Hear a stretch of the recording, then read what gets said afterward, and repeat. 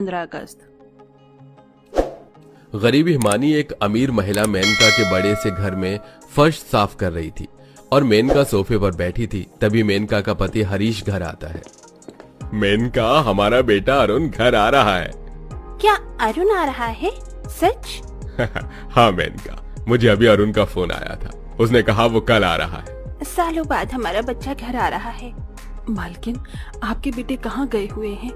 हिमानी, मेरा बेटा एक फौजी है। वो सालों साल बॉर्डर पर रहकर अपने देश की रक्षा करता है और अब देखो हमारा बेटा घर आ रहा है। क्या फौजी? फौजी का नाम सुनते ही हिमानी की आंखों में आंसू आ जाते हैं। अरे हिमानी, क्या हुआ? तुम्हारी आंखों में ये आंसू? मेरे पति भी फौजी थे मालकिन। क्या तुम फौजी की पत्नी हो और तुम्हारी ये हालत? ये कैसे हो सकता है? हिमानी 2 दिन पहले ही मेनका के घर नौकरानी के काम से लगी थी। ये बड़ी दुख भरी कहानी है मेम साहब। मुझे बताओ हिमानी, ऐसा क्या हुआ था तुम्हारे साथ कि तुम्हारी ये हालत हो गई? पिछले 10 अगस्त की बात है मालकिन। माँ, पिताजी कब आएंगे? बस आते ही होंगे बिटिया तेरे पिताजी। उन्होंने कहा था वो 5 बजे तक आ जाएंगे। पिताजी जल्दी आइए, हमें बहुत सारी पतंग, तिरंगे, मिठाई और खिलौने खरीदने हैं। हिमानी अपनी 5 छोटी बेटियों रिया, दिया, कोमल, पायल, अनीता के साथ अपने छोटे से घर में बैठी अपने पति के आने की राह देख रही थी। तभी थोड़े समय बाद हिमानी का फौजी पति आनंद फौजी के अवतार में घर आता है। ये पिताजी आ गए। ये पिताजी आ गए। ए। 5 बेटियां अपने फौजी पिता को देखकर बहुत खुश होने लगती हैं। आनंद एक फौजी था। वो सालों साल बॉर्डर पर रहकर अपनी ड्यूटी करके अपने देशवासियों को घुसपैठियों और आतंकवादियों से बचाता था। आनंद हर साल की तरह इस बार भी 1 साल बाद अपने परिवार के पास आया था। थोड़े समय बाद आनंद अपने बैग से छोटे छोटे तिरंगे निकालकर अपनी 5 बेटियों को देता है और कई सारे खिलौने भी देता है। वाह पिताजी, आप तो कितना सारा सामान लेकर आए हमारे लिए। हिमानी, इस दूसरे बैग में मैं गांव के गरीब बच्चों के लिए खिलौने, कपड़े और काफी सारा सामान लाया हूँ। हर साल की तरह इस साल भी हम स्वतंत्रता दिवस पर गांव के गरीब बच्चों को ये सब सामान बांटेंगे। आनंद और उसके परिवार वाले हर साल स्वतंत्रता दिवस पर गांव के गरीब बच्चों को पतंगे, कपड़े और खिलौने उपहार में देते थे। कुछ दिन बाद 15 अगस्त के दिन आनंद अपने परिवार के साथ गांव के गरीब बच्चों को खाना और पतंगे बांटने लगता है और अपने बच्चों के साथ पतंगबाजी करके खूब मस्ती करने लगता है। 2 दिन बाद। जी, आप कुछ और दिन रुक जाइए ना। मैं रुक तो जाता हिमानी, पर ड्यूटी भी जरूरी है ना। एक फौजी का जीवन यही होता है कि उसे अपने देशवासियों की रक्षा के लिए अपने परिवार को छोड़कर सरहद पर जाकर अपने वीर जवान होने का फर्ज निभाना पड़ता है। तभी अपने परिवार से मिलकर आनंद बॉर्डर पर अपनी ड्यूटी करने चला जाता है। अब हिमानी अकेली अपनी बेटियों का ख्याल रखने लगी। हिमानी की 5 बेटियां रोज स्कूल जाने लगी और हिमानी अकेली घर में रहकर घर के काम करने लगी। इसी तरह कुछ महीने बीत गए। तभी एक दिन हिमानी के मोबाइल पर आनंद का कॉल आता है। हाँ आनंद जी, बोलिए। तभी उधर से आनंद का एक ऑफिसर महेश बोलता है। हिमानी जी, मैं आनंद का ऑफिसर महेश बोल रहा हूँ। जी साहब, बोलिए। मुझे बड़े अफसोस के साथ कहना पड़ रहा है, हिमानी जी, आपके पति आनंद शहीद हो गए बॉर्डर पर अचानक जंग छिड़ने पर। बाकी कुछ जवान फौजियों के साथ आनंद भी शहीद हो गए। इतना सुनना था कि हिमानी के हाथ से फोन छूट जाता है और वो पुतले की तरह खामोश हो जाती है। क्या हुआ माँ? आनंद जी, आनंद जी। हिमानी बेतहाशा रोने लगती है। माँ, क्या हुआ माँ? बताइए ना माँ, क्या हुआ? आनंद जी। तभी हिमानी की आवाज सुनकर आस पड़ोस वाली महिलाएं हिमानी के घर में आती हैं। आनंद की मौत की खबर सुनकर आस पड़ोस वाले गांव वाले सब काफी दुखी हो जाते हैं। बहरहाल कुछ दिनों बाद हिमानी और उसकी बेटियों के बड़े ही दर्दनाक बीतते हैं दिन। एक दिन सवेरे हिमानी अपनी 5 बेटियों के साथ अपने छोटे से घर में उदास बैठी थी। हिमानी के हालात बहुत ही गरीबी वाले हो चुके थे। माँ, कल रात से हम भूखे हैं, हमें खाना दीजिए ना माँ। हाँ माँ, हमें भूख लगी है। अब क्या दूं मैं बच्चों को खाने के लिए? घर में तो अन्न का एक दाना तक नहीं है, ना मेरे पास पैसे हैं। आनंद जी, ये किस परिस्थिति में आप हमें छोड़कर चले गए? अब कैसे मैं अपनी बेटियों का पालन पोषण करूंगी? आनंद के जाने के बाद हिमानी और उसकी बेटियों के जीवन में काफी गरीबी आ चुकी थी। तभी अपनी बेटियों की भूख को तड़प देखकर हिमानी घर से बाहर आती है। अब मुझे ही कहीं काम करके अपनी बेटियों का पालन पोषण करना होगा। तभी हिमानी गांव में दुकानों कारखानों में जा जाकर काम मांगने लगती है, पर कोई भी हिमानी को काम नहीं देता। तभी हिमानी एक पेड़ के नीचे आकर बैठ जाती है। भगवान जी, अब क्या करूं मैं? मेरी बच्चियां घर में भूखी बैठी हैं और मुझे कहीं काम भी नहीं मिल रहा है। मुझे कोई काम दिलवा दीजिए भगवान जी। तभी एक अमीर महिला मीनाक्षी हिमानी के पास आती है। क्या हुआ बहन, तुम रो क्यों रही हो?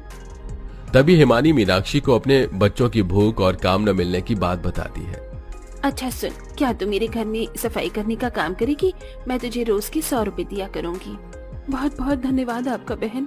तभी मीनाक्षी हिमानी को अपने बड़े से घर में ले जाती है और उसे 100 रुपए देती है, जिसके बाद हिमानी उसी समय से मीनाक्षी के घर सफाई का काम, नौकर काम करने लगती है। ये कैसी परिस्थिति आ गई मुझ पर कि मुझे नौकरों की तरह लोगों के घर पर काम करना पड़ रहा है। इसी को जिंदगी कहते हैं दोस्त। इंसान का जीवन इंसान को कब किस मोड़ पर कैसे लाकर खड़ा कर दे, ये कोई नहीं जानता। पति के साथ हुए हादसे के बाद हिमानी का हंसता खेलता जीवन ही उजड़ चुका था। तभी शाम तक कड़ी मेहनत करने के बाद हिमानी 100 रुपए में थोड़ा राशन लेकर घर आती है और थोड़ा खाना बनाकर अपने बच्चों के साथ बैठकर खाने लगती है। माँ, कल परीक्षा की फीस के पैसे मंगाए हैं टीचर ने। बच्चों, अभी हमारी परिस्थिति बेहद खराब है। तुम पांचों अब स्कूल जाना बंद कर दो, क्योंकि तुम्हारी पढ़ाई का खर्च अब मैं नहीं उठा पाऊंगी। गरीबी हालात ने ऐसा मजबूर कर रखा था कि हिमानी का परिवार दाने दाने को तरस रहा था। बहरहाल इसी तरह दिन बीतने लगे। हिमानी रोज मीनाक्षी के घर जाकर काम करने लगी और इतनी कम कमाई में पेट काट कर अपनी 5 बेटियों के साथ अपना गुजारा करने लगी। एक शाम हिमानी मीनाक्षी के घर अकेली सफाई कर रही थी। उस समय मीनाक्षी बाजार गई हुई थी। तभी मीनाक्षी का शराबी पति मदन नशे में लड़खड़ाते हुए घर आता है और हिमानी को गंदी निगाहों से देखने लगता है। ओ पारो, आजा मेरे पास। मदन नशे की हालत में हिमानी को गंदी तरीके से छूने लगता है। तभी हिमानी मदन को धक्का देकर घर से बाहर चली जाती है और इतने में वहां मीनाक्षी आ जाती है। क्या हुआ हिमानी? मेम साहब, मैं कल से आपके घर पर काम पर नहीं आऊंगी। इतना कहकर हिमानी रोते रोते वहां से भाग जाती है। अरे, इसे क्या हुआ? इधर हिमानी अपने घर में आकर एक कोने में खामोश बैठ जाती है। क्यों आनंद जी, आप क्यों मुझे छोड़कर चले गए?